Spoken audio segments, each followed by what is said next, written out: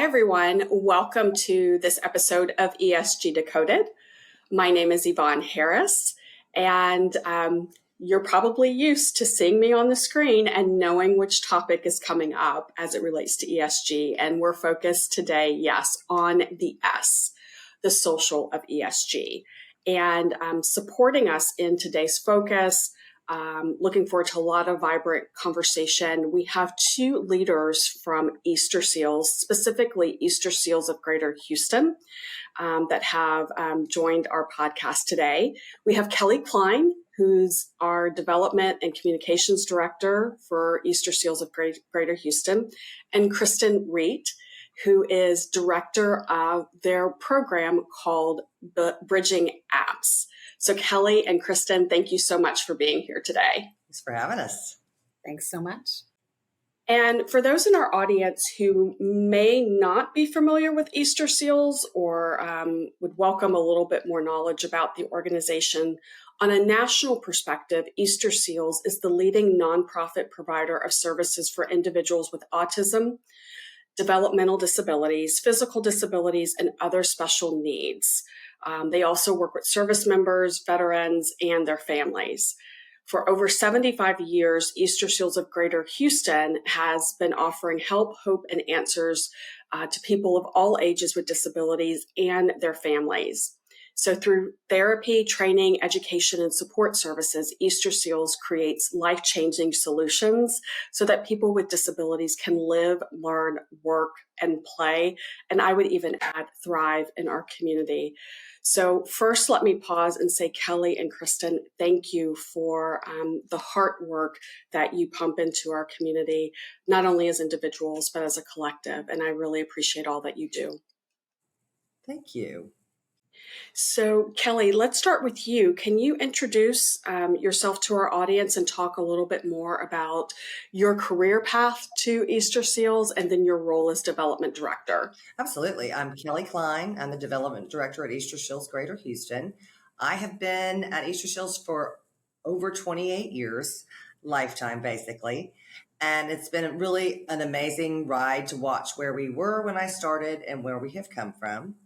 You know, we started out as a school for children before the ADA was passed. And when I got there, we had 3 programs, and now we're at 13, including the veterans and military service programs. And it really is just an amazing journey that we've come on, because we have really learned so much over the years about having children and adults with disabilities that support their family needs and the veterans and military population. And, you know, with Cristen and her Bridging Apps program and the smart technology that can help it. Truly amazing. Thank you. And Kelly referenced the passage of ADA, and that is the Americans with Disabilities Act. So I just wanted to clarify that, Kelly, for our audience. Thank you. Cristen. Thanks so much. So I am a co-founder of Bridging Apps, and the whole reason Bridging Apps exists is because my younger son was born with Down syndrome and other disabilities. He also has a diagnosis of autism and a visual impairment. And so all of my efforts when he was quite young was to help him succeed and thrive, as you mentioned. And part of that journey was the year that the iPad came out. Which was 2010. And so that is the origin story of Bridging Apps. Is it started in a therapy clinic with parents and therapists working together, trying to figure out which new of these new amazing applications on our smartphones and tablets were helpful. So our journey started there, and we became part of Easter Seals, found a forever home, and have just watched the program grow, expand. We do all sorts of things, but our heart is really focusing on supporting individuals with disabilities as well as their caregivers, families, and that is everyone from young children all the way up. I think our oldest client right now is 92. So it is hard work for sure. So from 2 months to 2 years to 92.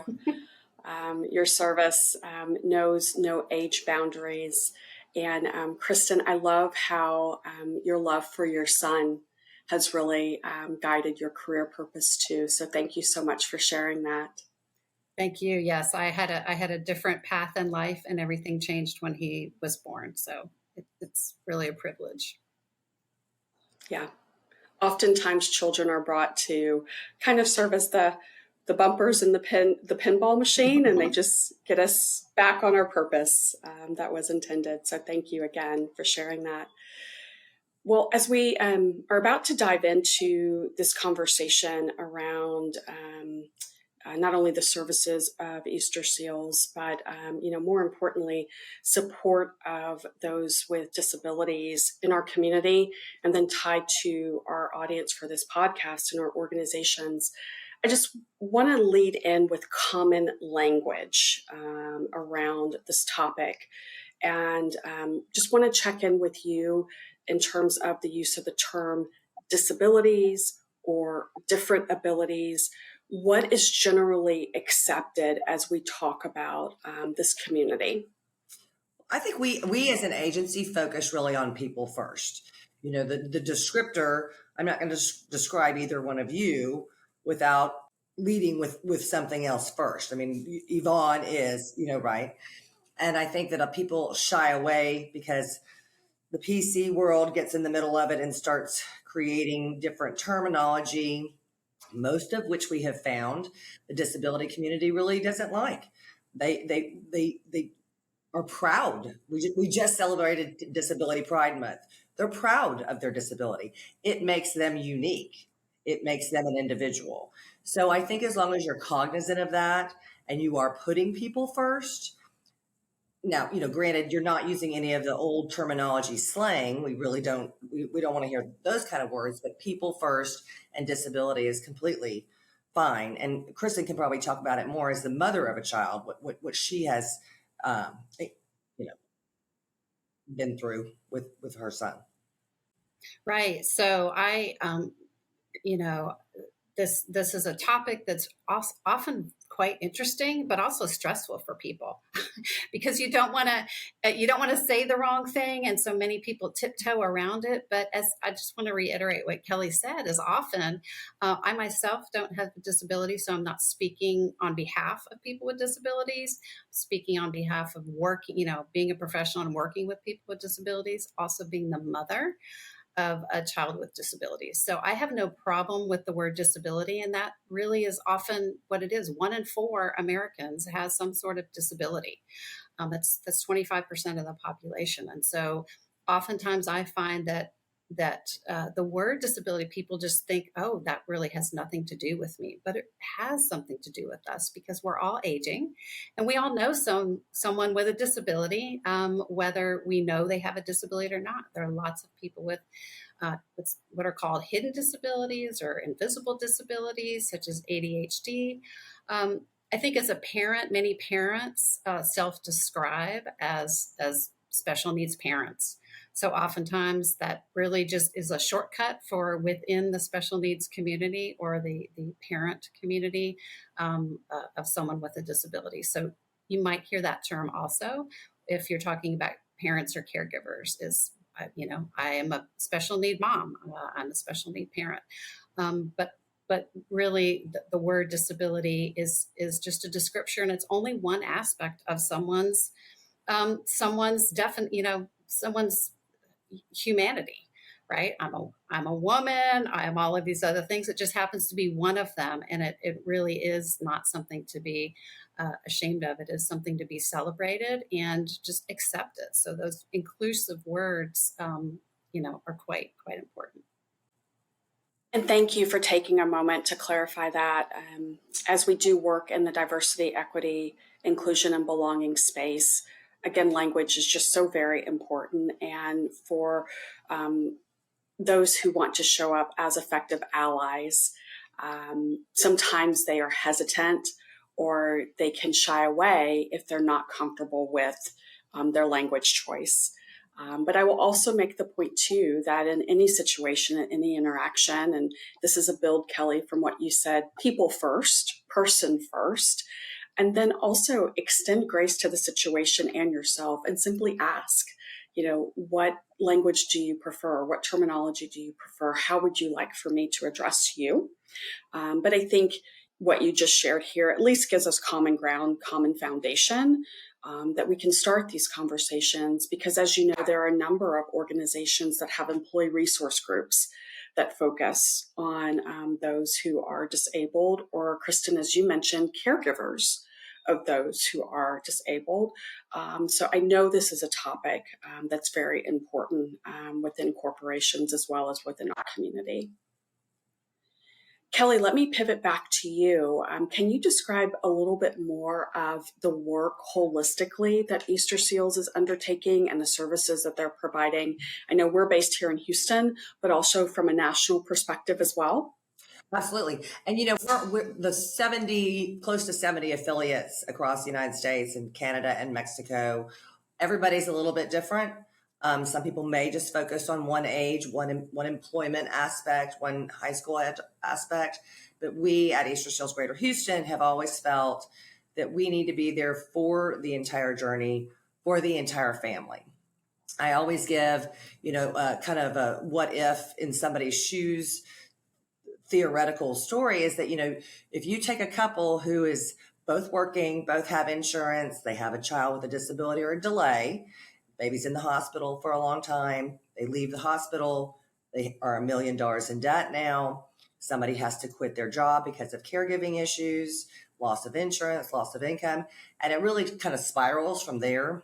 So we want to make sure that all the barriers are removed so that the child with a disability, the parents can focus on getting them the therapy they need so they can walk or talk. And that includes all of our other programs, respite to give them a break, financial literacy and financial education to get them out of that hole, down payment assistance programs, housing programs, everything to keep them, and a lot of mental health, everything to keep them as a whole solidified unit, to get them up and strong as they could possibly be so they can focus on the real true needs that they need to deal with. And for that end, we have programs that range all the way from the babies with therapy through camps and high school, transition through college or employment, everything we can to help them in every sector of their life. So, Cristen, you want to speak specifically about technology tools, and thank you for the reminder a few moments ago. I was going to say at the beginning, iPads have been around since 2010. So I guess I just didn't remember that they've been around for that long of a period of time. But for many now preteens, they've been alive and they've known iPads all of their life. So their relationship, their interaction with technology is very different than previous generations. So talk to us about bridging apps and maybe some of the other specific technology tools that Easter Seals helps to drive. Yeah, so as I mentioned before, bridging apps, started then back in 2010. And it's what was so unique about the iPad. And now we have, we have iPads, we have other tablets, we have smartphones. Many people own smartphones and are using them. So many of us are familiar with using applications for everything from banking to texting to email to all sorts of things.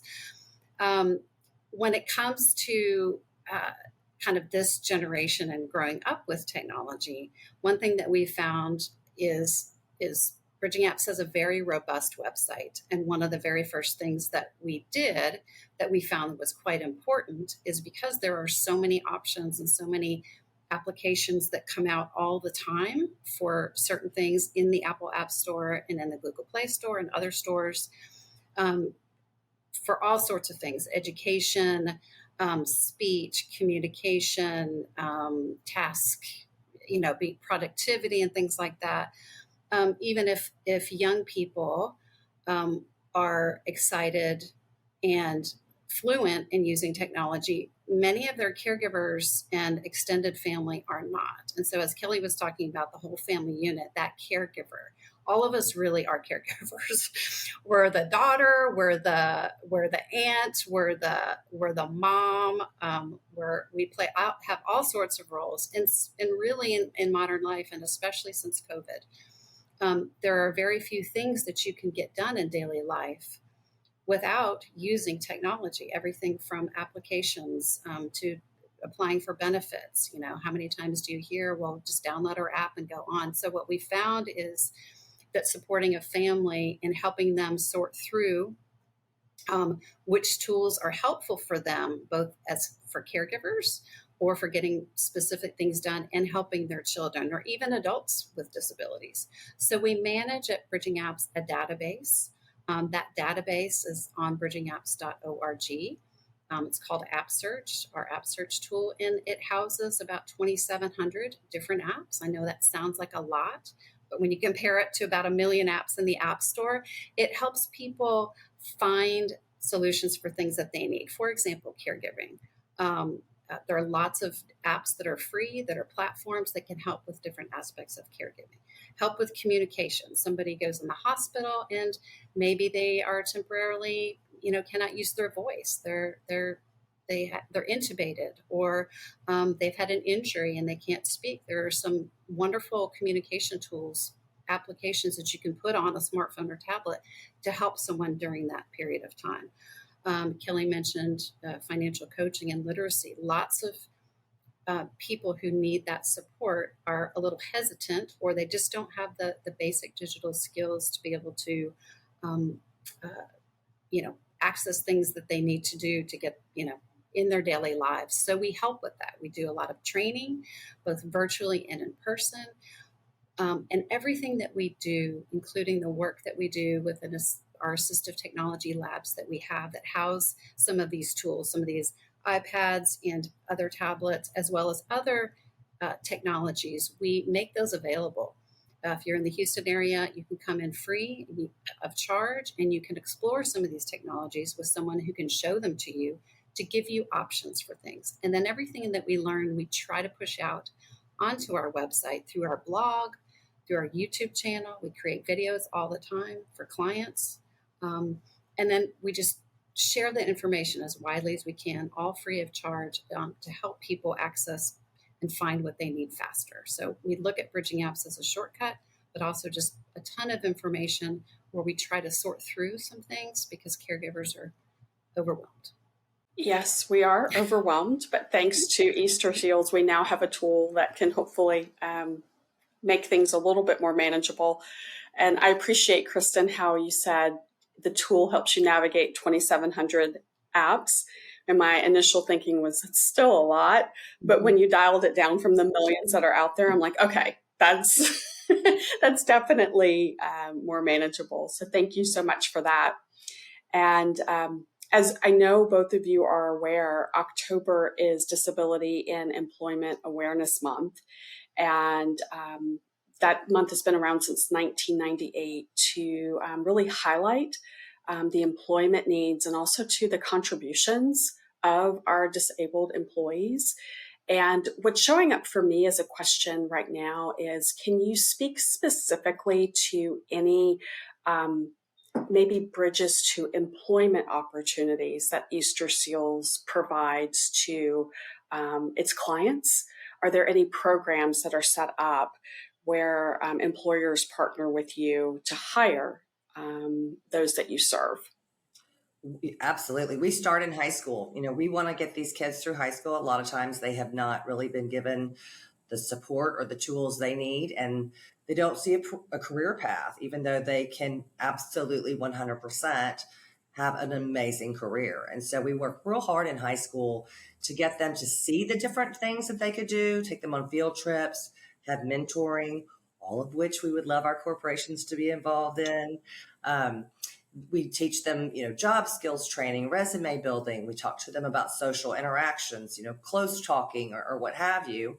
And this is whether the child has a physical disability or another type of disability, intellectual disability, epilepsy, seizure disorder. We're helping them also learn to manage that conversation. And so I think the dropout rate for kids in high school is close to 70%. Our dropout rate is 1%, so it's working. And then once they get to their senior year, we are talking about transition. What are you going to do? Do you want to go to college? Can you go to college? Should you go straight to employment? Should you go to trade school? What are we going to build on? And from there, we have our transition and our job coaches who are working with companies all the time to hire the people that are looking for jobs. And sometimes it's really, people get very concerned about, oh, a person with a disability is going to come work here, and how do we regulate that, and how do we make sure that they're comfortable, and oh, we have to rearrange the office. And it's really, really not difficult. And our education coach, our employment coaches are there to help them navigate it.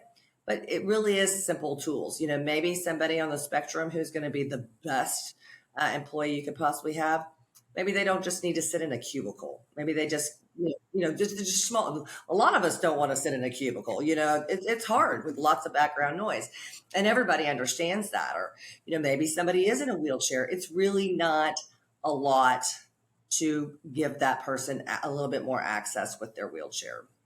Very easy.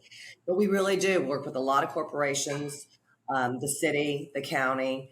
I'm really trying to get people out there to get hired, because they really are as smart as you and I are. I mean, they should be working. They should be out there. And we've seen so much success from these kids. We have a young man who works for us, who was in the high school program, who is very definitely on the spectrum, and who would not communicate or look you in the eye when he first started doing his summer internships with us in the summer. And he finished high school, went into college, or to community college, and he's been working for us full time for almost 7 years. And if we didn't have the intellect that drives the HTML code that goes through his brain, we would be at a very, very big loss. He is brilliant. He now actually gives tours for the new employees. You're like, where did that kid go? I mean, it's truly amazing. And you're really going to gain a very loyal individual to be working for you. Kelly, let me ask, well, first let me pause and say that is a tremendous story. And I know that story, though, has probably been duplicated so many times over. And it just speaks to the power of the work of your agency, which I think oftentimes goes unsung. And it always strikes me as odd every time I have a conversation about Easter seals. I have to give that explanation around what you all do. And I think people are still just learning about the agency, although you've been around for a long time and people know your name.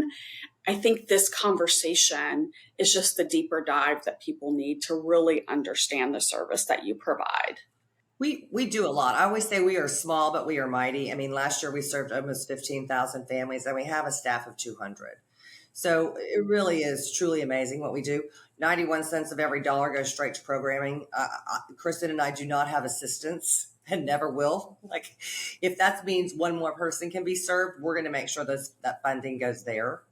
And I do, every time I close a speech, because we do so much. I mean, there's so much on the website. Sometimes it's kind of hard to muddle through. And what I always tell people at the end is, if you don't remember anything that I've said, like literally you don't remember anything, if you come across, your next door neighbor has a child who's premature, or your aunt gets diagnosed with Parkinson's, or you hear of somebody trying to help somebody get employed. If you just remember disability and Easter seals, we are going to help you. And if we cannot help you, we are going to find somebody who can. That's great. And I think that's the reminder or the takeaway or the action that I want to make sure our listeners hear. Kelly, you talked about the employment opportunities, and you focused on the micro level, right? So supporting the employee. But if I recall, are there opportunities that Easter Seals fosters where actually employees are going to work for companies that do recycling and do other type of work like that? We do. Am I remembering that correctly? We do. There is a company here that is I don't remember the specific term, that is federally regulated place where you can go to get your electronics recycled without worrying about your memory and stuff like that. There's a lot of companies that are very supportive in helping guide these children or these young people to be employed there. We still work with them, but it is not necessarily a partnership anymore. But there are a lot of different companies that I know our transition coaches and our employment coaches are working with. Amazon. I mean, there's some very large corporations out there who are really great about hiring because they know the quality of staff that they're going to get and the loyalty that they're going to get with it. And it's interesting because Kristen's program also, we've got this veterans and the military program, and there may just be a little bit of emotional, nervousness in the job. And Kristen's program really comes back to the centering of that. If there's a young man who has PTSD or even on the spectrum, who just needs a little self-regulation while they're at their office, Kristen's got, these really amazing apps that have been reviewed that are going to help just, a 5-minute break, like recenter, recharge. What am I doing? So there's just so many different levels that these people can get the support from, and the companies, it's growing. I remember when we first started the transition program and employment program, it was not a conversation. And, thank goodness for the DEI conversations. And I applaud the corporations that really push that narrative, because disability runs across all different sectors. We are the largest class under DEI. And to push that narrative, Dow Chemical and Twitter, and there's a lot of companies that are really pushing it because they see the validity of it. And I would hope that it continues to grow that way. Kristen, talk to us more about employee development and some advice, some suggestions, some tools that we can share with employers that are looking to maximize their impact for their employees with disabilities, or the caregivers that are supporting those with disabilities. Right. That's such a great question. And Kelly laid it out really, really nicely in talking about getting and reaching and starting in high schools. So because many youth with disabilities, even in their individual education plans, which most of them are supposed to have, often a transition or employment goal is not even included or part of the conversation. And so many parents and many families and caregivers don't bring it up because it's never been brought up to them. So the earlier we can get into those schools and working and planting that seed that, yes, your child can, be employed. We just have to do some work and find the right fit. And technology definitely can play a role. And it has to play a role for reasons I talked about earlier, is that really to get many things done today, you have to have digital skills. So one of our favorite things to do is working with the transition and our another program called High School High Tech in the transition and employment is we have our services open to anybody who are in those programs. So for example, someone who might, as Kelly was talking about, maybe get an internship, a part-time internship through one of these companies.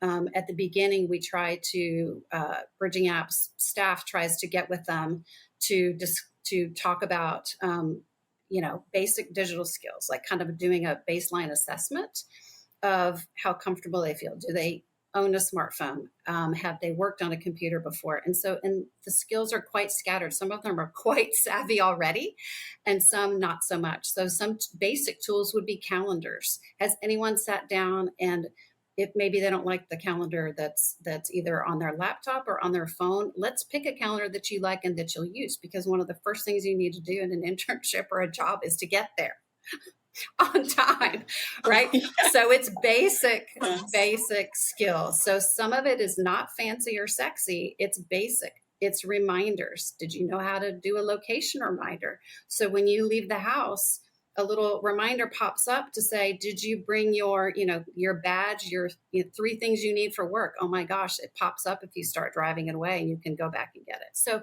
some basic digital skills to be successful. And as Kelly said, I think when you think about DEI, and I think about the D in DEI as far as diversity, I hope that people I wish people would also think of disability there. So the D can be diversity, but also disability, because I believe that disability is an often forgotten group when you hear those D, DEI, and even B, the belonging part.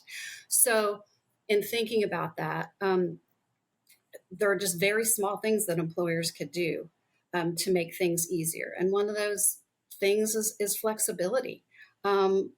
And many of us, I hope, learned that during COVID, that what many in the disability community have been asking for so long, many caregivers have, is flexibility. So that could be a different work schedule.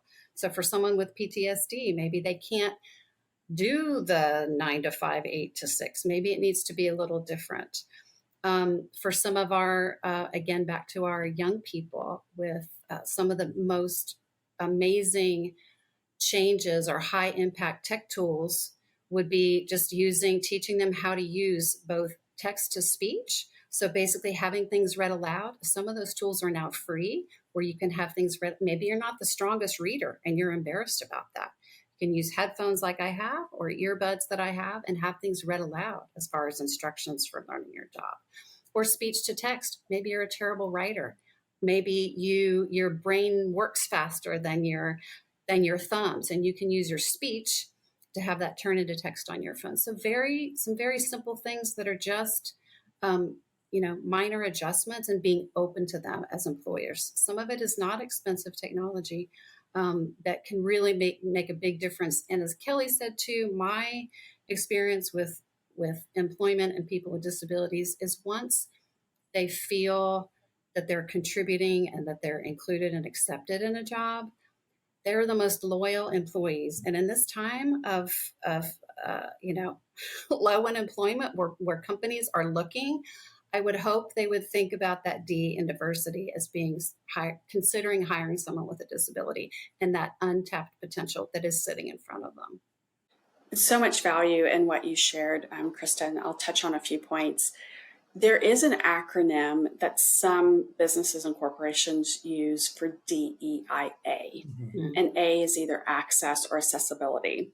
So you see that in the DNA of organizations that have been very thoughtful and at the journey of this accessibility conversation for many years. So I just want to share that as another version for many organizations who have excelled or put a lot of intention around the space. I love your call out about basic calendar tools. I mean, I think that's something that anyone could use. Some of us have calendars that aren't even working and set up to really help us. They're just kind of there, right? You mentioned that. There was another point that you made. Oh, the readers. And, there are industries now, billion-dollar industries, that provide Audible books. And that is just a way that now many people are consuming, the things that they're to be reading. And there should not be an obstacle or a blockage as we transition into employment that should keep someone from consuming large memos, documents, et cetera, to be read to them. And the technology, Cristen, is not very expensive to have all of that converted.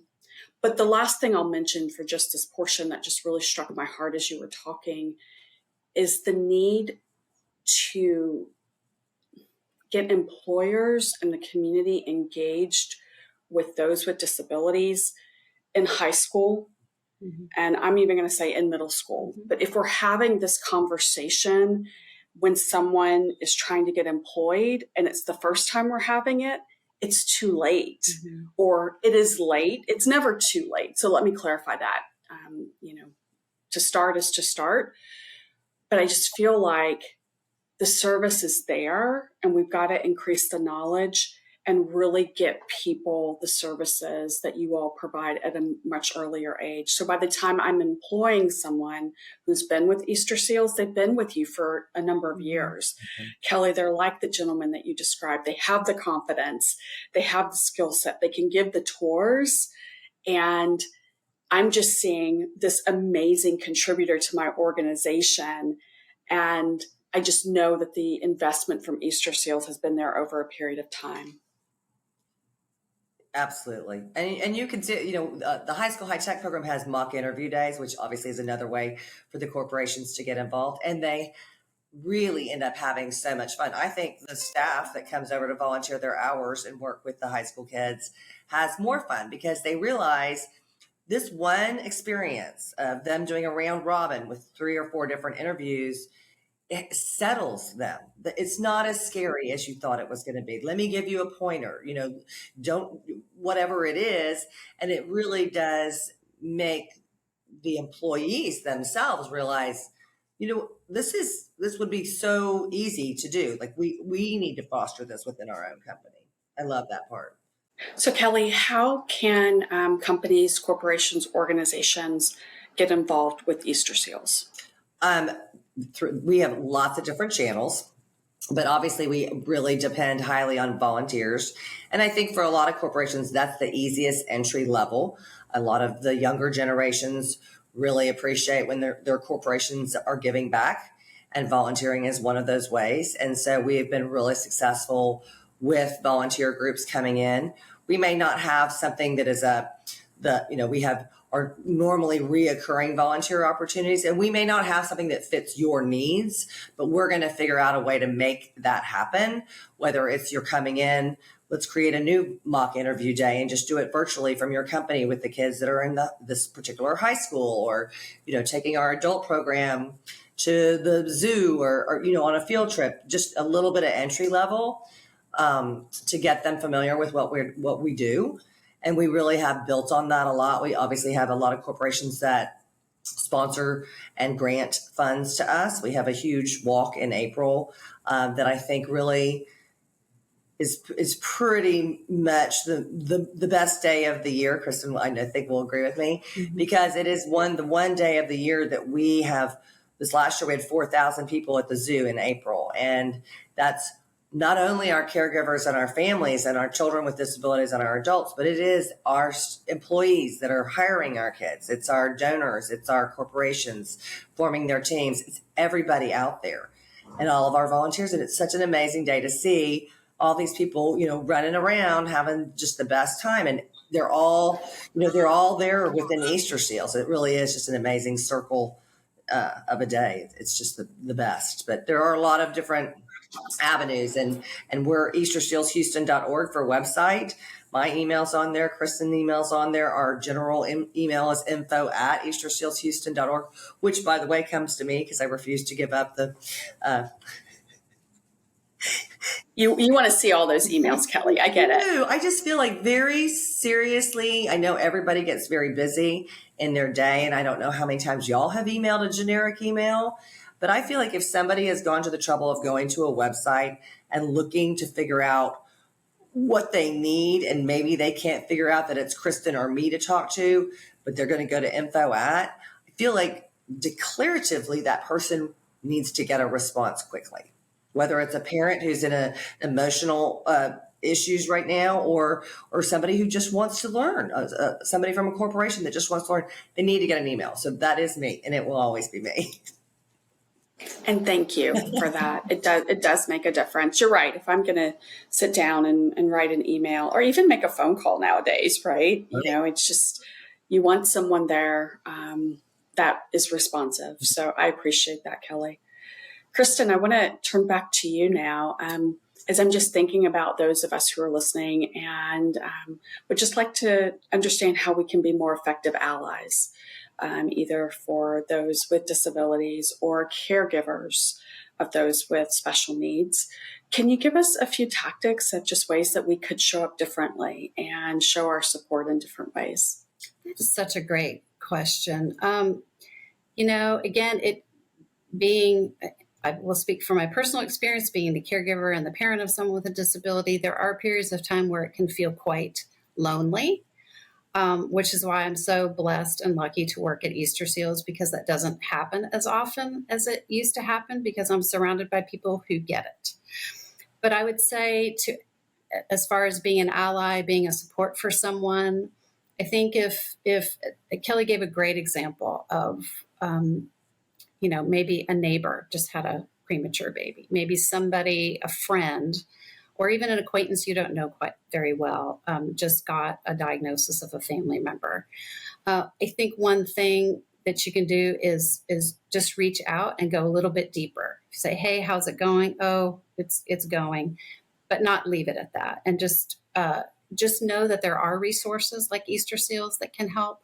I think from a technology perspective, I know this may sound odd, but what we've experienced at Bridging Apps, it's gone up and down over the years, and you probably know what I mean, is that often there's a backlash of technology. Technology can be very scary. So when you are reading that scary article about AI, totally valid. There are some scary things about that. Or, if someone comes out and the only article that you read is, no, you don't want to put screens in front of babies. No, that's not the greatest idea for a long period of time. But technology can play a role. And let's say you are someone and you've got some good digital skills. And you are trying, again, back to this person, this neighbor, this friend who feels so alone and maybe paralyzed by their emotions, and they can't act. They can't fill out that info email. They can't access or make phone calls to try to get some more information. Very, very simple things that, again, kind of small things to you, but makes high impact in somebody's life is one thing that I can say. And just the other thing, just also as a parent that I've experienced, and also just being with Bridging Apps for so long and seeing the questions that come into our help desk and seeing the things that are posted on social media about the automatic negativity of technology. Yes, it can be, just like anything, can be used in a not healthy way. And so, yes, we don't want people sitting in front of screens all the time. But especially for people with disabilities, young people with disabilities, young adults with disabilities, technology is their fluent language. And so instead of maybe denigrating or having a knee-jerk reaction to technology, turning that conversation around and saying, what are you looking at? Or what are you doing? Or, hey, I found this great story, sharing things and understanding, even as a young child. One thing that is a developmental milestone is shared attention, joint attention, is sitting with your child and looking at something, yes. Right? Reading a book. Maybe that book happens to be on an iPad because maybe that child can't physically turn the pages of a book, but we've set something up and they can use the book and turn the pages in a different way using the technology. So instead of jumping to conclusions, being a positive support in someone's development, because I'll just kind of leave it at that because I could go on all day about that. Well, perfect way to end our time together. Thank you for stretching our minds and our hearts. And thank you again for all the great work that Easter Seals does for our community. We appreciate you. Thank you. Thank Bye, you. Kelly. Bye, Cristen. Thanks so much. Thank you.